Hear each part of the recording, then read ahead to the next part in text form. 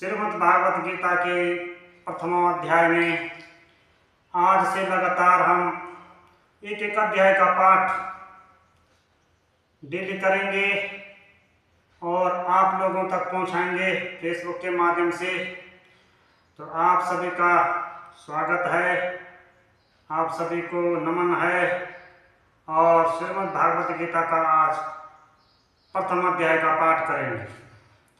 ओम सच्चिदानंद रूपाय विश्वोत्पादहेतवे तापत्रा विनाशनाय श्री कृष्णाय वयं नमो नमः। इस पवित्र मास में, पुरुषोत्तम मास में, मन मास में श्रीमद् भागवत गीता का, कृष्ण लीला का, विष्णु भगवान का पाठ करने का, जप करने का, दान करने का हजारों गुना फल मिलता है। इसलिए आज से लगातार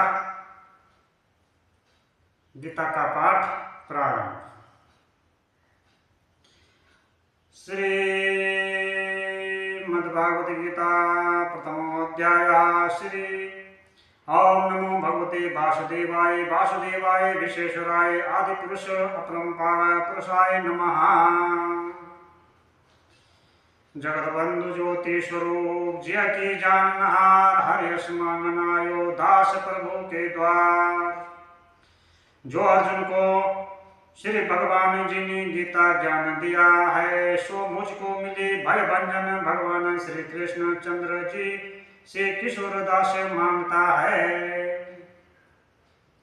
हे प्रभु, गीता ज्ञान के उच्चारण करने से तेरे पूर्ण ब्रह्म को पाता है। हे प्रभु, मैं आपकी शरण में पड़ा हूँ। किशोरदास और कृष्णदास जो दीन गरीब हैं, और आप कैसे हो जो संतों के विनय को मान लेते हो। हे कमला बल्लभ श्री कृष्ण भगवान जी, हे कृपा निधान जी, तेरे संतों एवं भक्तों के वास्ते मैं यह गीता ज्ञान भाषा में कहता हूँ। जब कौरव और पांडव महाभारत के युद्ध को चले, तब राजा धृतराष्ट्र ने कहा, मैं भी युद्ध देखने चलूंगा। तब श्री देवव्यास जी बोले, हे राजन, नेत्रों के बिना कैसे देखोगे। राजा धृतराष्ट्र ने कहा, हे प्रभु जी, देखूंगा नहीं तो श्रवण तो करूंगा।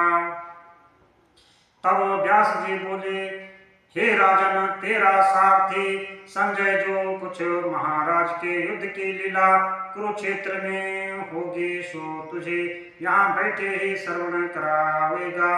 वेद व्यास जी के मुख से यह वचन सुन संजय ने विनय करे, हे प्रभु, यहाँ हस्तिनापुर में कुरुक्षेत्र की लीला मैं कैसे जानूंगा, तथा राजा से किस भांति कहूंगा। तब व्यास जी ने प्रसन्न होकर संजय से कहा, हे संजय, मेरी कृपा से तुझे यहाँ से ही दिखाई देगा। व्यास जी के इतना कहते ही संजय की दिव्य दृष्टि हो गई और बुद्धि भी उनकी दिव्य हो गई। अब आगे महाभारत का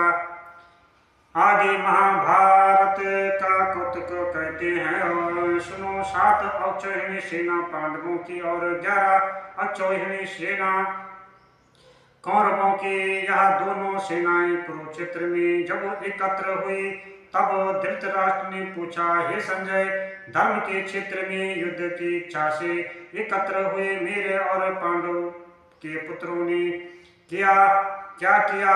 संजय ने कहा, पांडवों की सेना को व्यूहित देखकर दुर्योधन द्रोणाचार्य के समीप जाकर कहने लगे, हे आचार्य, देखिए, आपके शिष्य बुद्धिमान द्रुपद पुत्र ने पांडवों की बड़ी सेना की कैसे व्यूह रचना की है। इस सेना में अर्जुन, भीम, बड़े बड़े धनुर्धारी वीर युगधान, विराट, महारथी द्रुपद, दृष्टकेतु, चेकितान, बलवान पुरोजित, कुंती भोज, नरों में श्रेष्ठ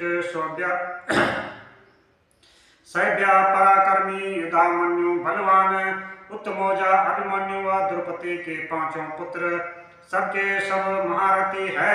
हे ब्राह्मण श्रेष्ठ, आपके स्मरणार्थ अब मैं सेना के प्रधान सेनापतियों के नाम वर्णन करता हूँ। आप भीष्म, कर्ण, युद्ध विजय, कृपाचार्य, अश्वत्थामा, विकर्म, सोमदत्त का पुत्र भूरिश्रवा और बहुत से शूरवीर मेरे लिए प्राण तक देने को तैयार है। ये लोग शास्त्र चलाने में बहुत चतुर हैं और सब युद्ध विद्या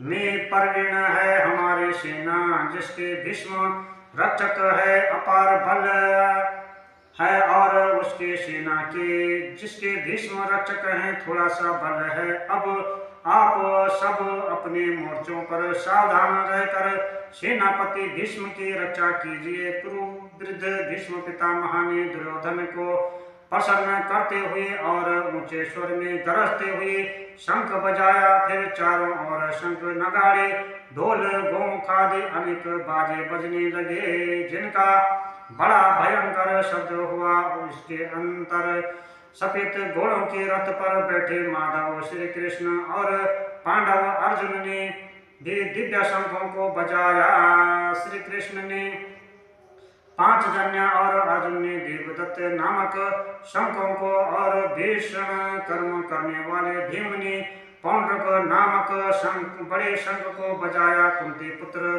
धर्मराज युधिष्ठिर ने अनंत, विजय नकुल ने सुगोख, सहदेव ने मणिपुष्पक तथा महान धनुर्धर काशीराज शिखंडी, धृष्टद्युम्न, विराट, अपराजित, सात्यकी, राजा द्रुपद और द्रौपदी के पांचों पुत्र तथा महाबाहु अभिमन्यु, इन सब वीरों ने अपने अपने शंखों को बजाया।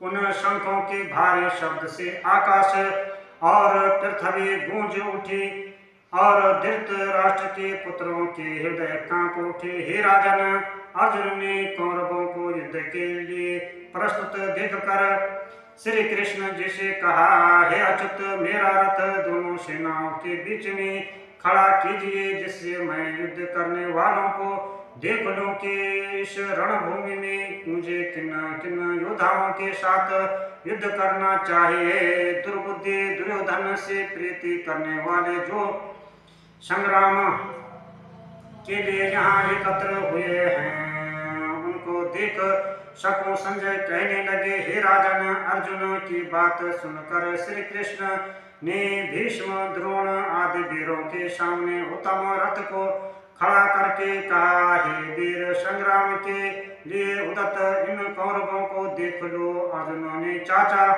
बाबा, गुरु, मामा, भाई, पुत्र, ससुर आदि सज्जनों को शास्त्रों से सुसज्जित खड़े देखा और उसने इन दोनों सेनाओं में अपने ही सब बांधवों को खड़ा देखकर परम दयार्द्र हो अत्यंत खेद के साथ यह वचन कहे, हे कृष्ण, संग्राम की इच्छा से आए इन अपने बंधुओं को देखो, मेरे अंग ढीले हो रहे हैं और मुख सूखा जा रहा है, मेरा शरीर विकल हो रहा है, रोमांच खड़े होते हैं, गांडीव हाथ से गिरा जाता है, त्वचा जली जा रही है। हे केशव, मुझ में खड़े रहने की सामर्थ्य नहीं है, मेरा मन चक्कर खा रहा है और सब लक्षण मैं उल्टे देख रहा हूँ और संग्राम में स्वजनों का वध करके कोई लाभ भी नहीं होगा, क्योंकि हे कृष्ण, मैं जीत कर राज्य व सुख भी नहीं चाहूंगा।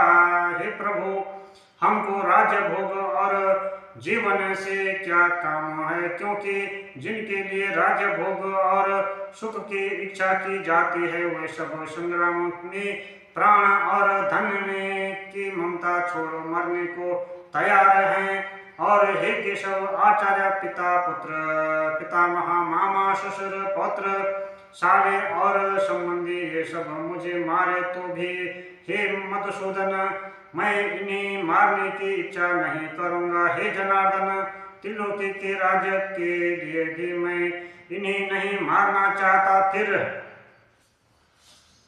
इस पृथ्वी के लिए तो कहना ही क्या है। जनार्दन, धृतराष्ट्र के पुत्रों को मारकर हमारा क्या होगा। इन अताइयों का वध करने से पाप ही होगा, इसलिए हमें इन्हें मारना अनुचित है। हे माधव, सज्जनों को मारकर क्या हम सुखी रह सकते हैं। सब लोग लोभ के वशीभूत हैं और कुल के नाश करने तथा मित्र द्रोह करने में पाप को नहीं देखते। कुल नाश को जानते हुए भी हमको इस पातक से क्यों नहीं दूर रहना चाहिए।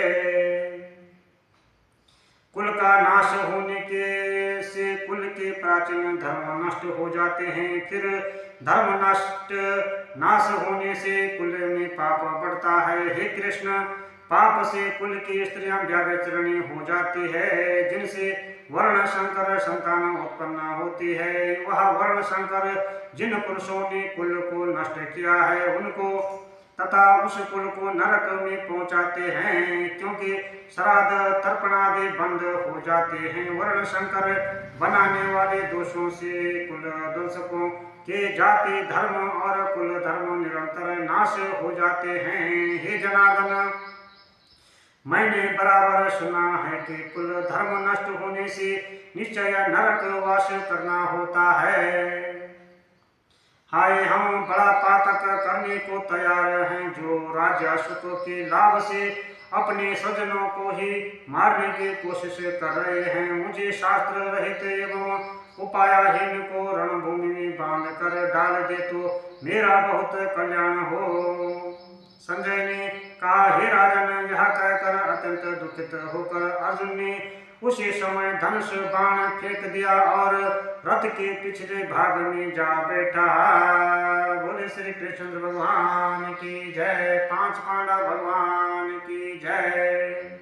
शांताकारं भुजगशयनं पद्मनाभ्यां सुरेशं विश्वाधारं गणेशं मेघवर्णं शुभां लक्ष्मीकान्तं कुमारनयनं योगविद्यानिगम्यहं वन्दे विष्णुवरं सर्वलोकैकनाथं महासुदे भवन्तु सर्वेषां दिनरामाय सर्वदेवो नमस्कारं केशवं प्रतिगते सर्वबाधात्मको धन्यधान्य सस्मितां भविष्यन्ति न संशयः। ओम।